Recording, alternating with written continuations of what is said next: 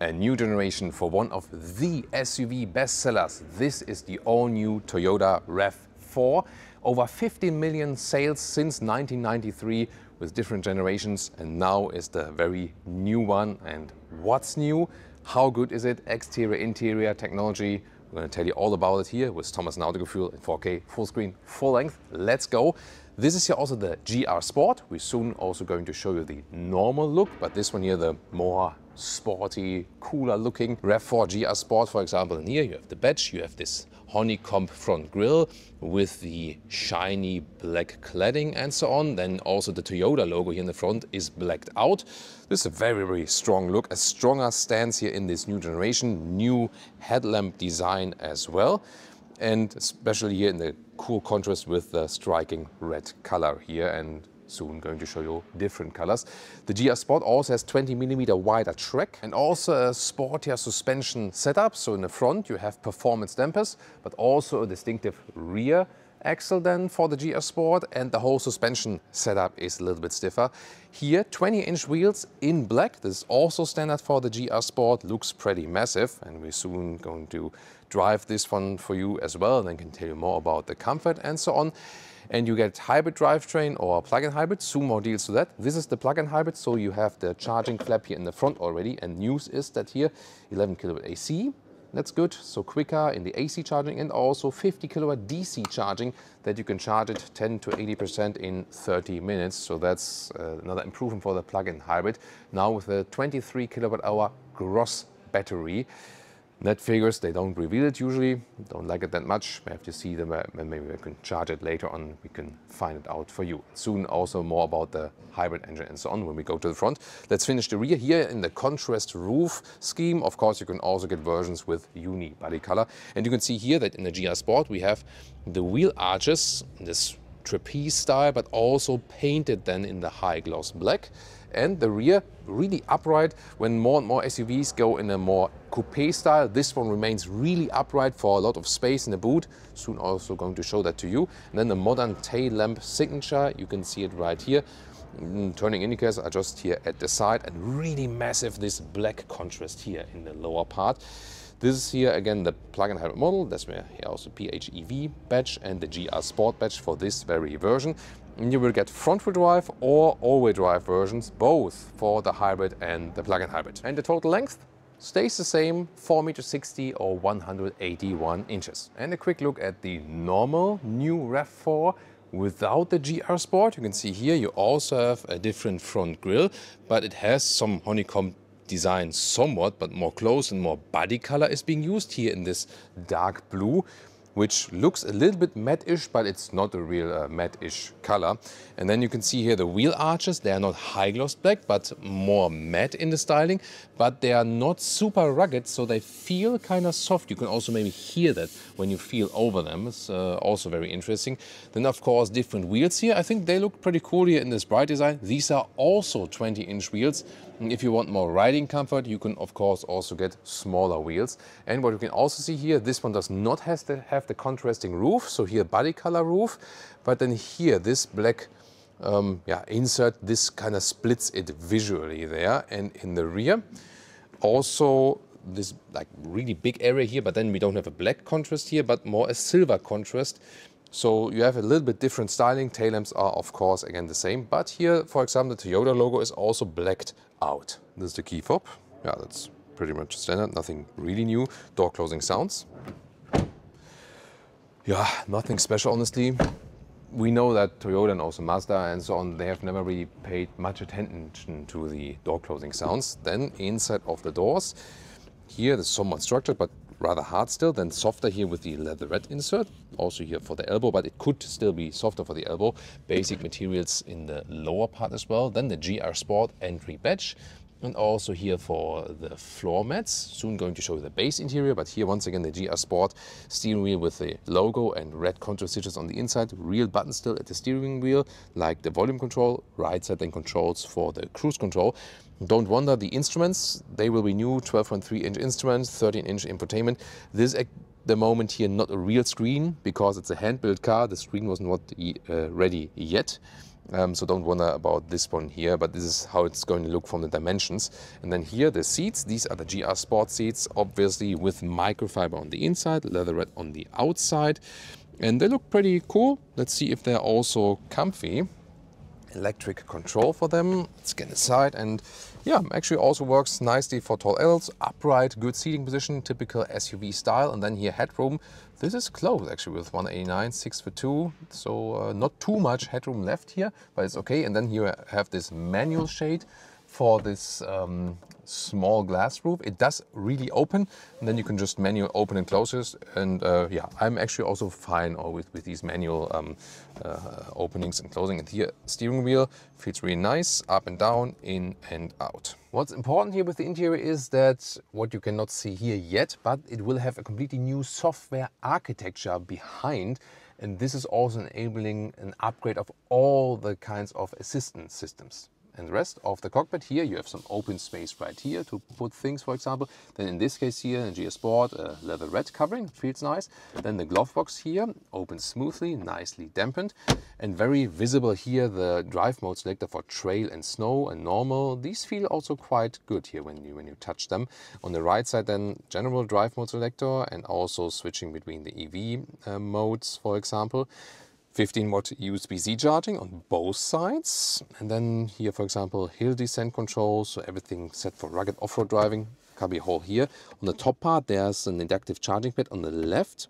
Right side, just a storage for the phone. This one has no cooling here whatsoever, it seems, at least. And then here, cup holders are adaptive, and you can also put this one out theoretically if you like that. Then this is the very small drive mode selector, reminds me of the like the older VW solution, not the new one that is on the steering wheel.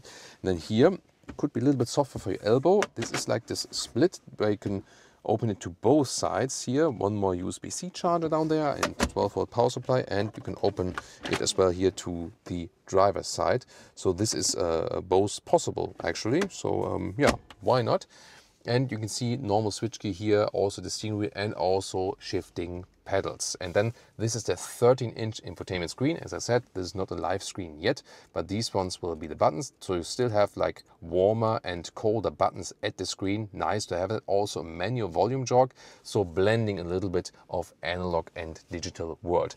The mirror here is also kind of slim, looks cool, and you also have a sunglasses cover here on the top part. Let's check out the sunlights here. Light. Can they be extended in a way? Let's see. No, they can't. And most obviously, this box here is for the head-up display. There's Liam. Yeah, and then it will be projected into the windscreen. And two more GR Sport features. First of all, here the aluminum pedals and these knee pads here for microfiber. The microfiber is nice, but it's not really dampened underneath there. Rear seats, rear door doesn't open that wide, so tricky maybe for child seats and so on. Then here is structured, not that soft, but here then softer with the leatherette insert, for example. Here all hard pack and so on. Then the seats in the GR Sport, we have here the microfiber on the inside, leatherette on the outside. That's cool. Isofix outsides each. And then we can fold down some cup holders here. They are not adaptive though. And then the back part here, you can see you also have this cargo position, or more upright, so this is possible, or then more laid back for more comfortable position. Then headroom with 189, 602, there's a lot of headroom left. And legroom, seat as I would be driving, there's also enough legroom left here. Two USB-C chargers, 15-watt each, also says here. And then, yeah, little hump here for the middle console, but overall decent comfort. I do feel though that the battery went in the floor. You feel a little bit because the floor is not that low. You see here like from the angle of my legs. But I mean, it's not bad, still comfortable, and you see you have really a lot of space in the rear. Trunk or boot, let's take a look. Here there's this cover open to the sides here each, and the trolley also fits in vertically. This here nice GR Sport and like this floor mat. Underneath another cover, and then you see here there's a replacement tire. It's cool. And then here, this is actually really wide. Look at that. So I mean, back there, here is more 1 meter or 40 inches here between the wheel arches, but in the front of the trunk, this is more like 1 meter 20 or 48 inches. That's pretty cool. And then here the height. we are at about 77 centimeters or 30 inches. And we can also fold the seats. We have to grab over here and here. Can be done. No remote release or something. And then to the seats in the front there. This is then total like 1 meters 85 or 73 inches. So that's actually pretty cool. And the engine, 2.5 liter 4-cylinder engine. And then either as the hybrid, this is the plug-in hybrid here though, but the hybrid 180 horsepower front-wheel drive or 190 horsepower all-wheel drive. And for the plug-in hybrid, also two versions, front-wheel drive 270 horsepower or the all-wheel drive model over 300 horsepower. And then the acceleration figure is around 6 seconds, 0 to 1 kilometers an hour, so 62 miles an hour.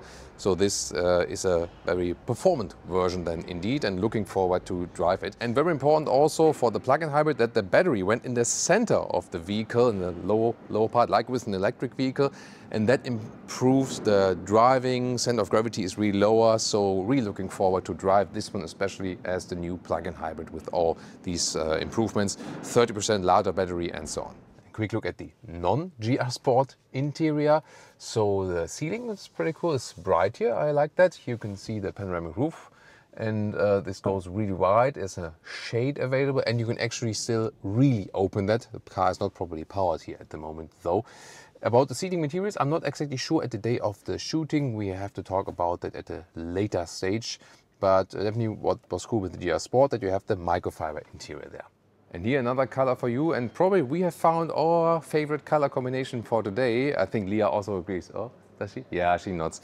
So here with this kind of like sand gray dune color on the exterior, also works well with the integrated honeycomb grille right here. So this looks really stunning and somewhat different, definitely. Here on the side you can see also with 20-inch wheels, in this case, and also with the black ones. You can of course argue about that, which one do you prefer. This one all the way by has also here the painted wheel arches in high gloss black. And towards the rear, this then so to speak like a mix. So we have the bright element in the lower part again. And even cooler here about the interior, because the GR Sport is really nice, definitely. But here, this interior I also found pretty cool. Look at that, because these here are gray microfiber seats. And yeah, I think that might be my favorite combination here for today. So really nice here with the gray microfiber on the inside, leather red on the outside. So this is really nice. And they're also pretty cozy and comfortable. So yeah, I did like the GR Sport definitely, but maybe I found my car here for today with this exterior and this very interior. Or what about you? Tell me, what do you think about the all-new RAV4? Would you pick it in the GR Sport trim or in the normal version? Tell me in the comments. And soon we're going to drive that here for you. Would you rather like to see us driving the normal hybrid or the plug-in hybrid? So also leave these preferences then in the comments. I think it really looks striking from the outside. Nice also with the GR Sport interior. Of course, we have to see how the build quality of the final interior is. These are one of the first hand-built versions and so on, so don't wonder about that. But also cool that we could give you some variety of the all-new model here. And the best upgrade definitely if you go for the plug-in hybrid version, because that one has been massively upgraded. And now check out the competition.